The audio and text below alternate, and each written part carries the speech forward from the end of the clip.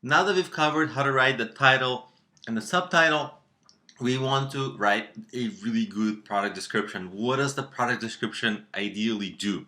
This video is brought to you by EpiPies Academy.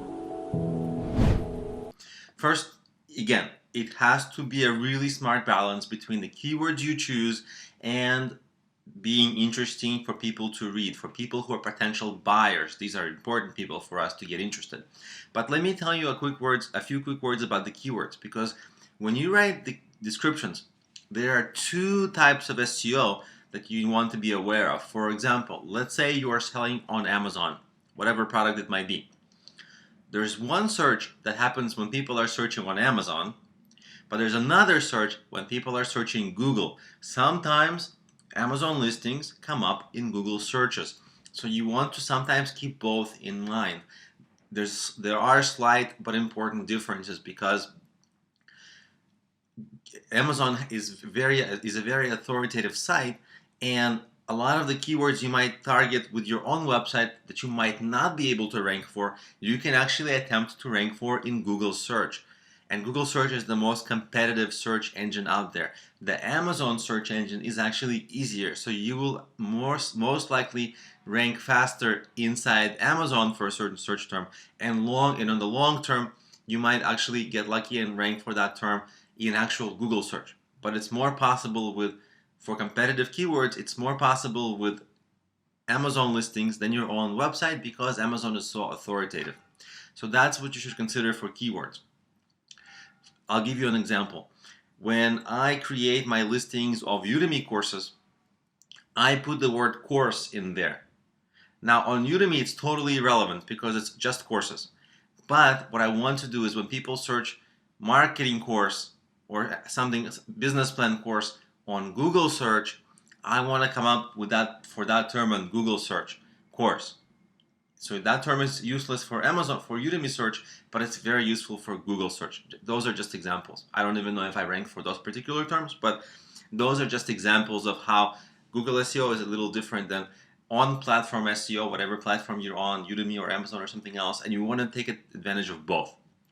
Now, how long should your description be? It should be on the longer side, because there's a lot of things you need to accomplish with your description. One is having keywords, but that's just the beginning. You want to build on the very strong promise of your title and subtitle. You want to build momentum, get people to imagine more of how good their life will be with your product, almost a before and after of how things will be for them before they got your product. It was bad. After they get the product, it will become better. Sometimes what you want to do is use the words like you. You really want to use words like you often, because this is the most personal word that a person has, is you. It's about them.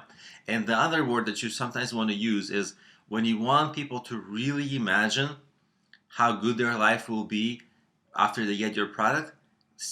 Like literally use the word imagine. Just tell them, imagine how good. Sometimes I really do that. Imagine how good your life will be if you get this product. Now you're struggling, but imagine if that struggle will be resolved. How much better will your life be? And just let them imagine, because what you want to do in the description is take them through a little journey and have them convince themselves, because there's only so much of you telling them how good you are. They have to start believing and convincing themselves of it, which is where the sale will happen, in their conviction and imagination and wanting. So you kind of, that's why a longer description is fine.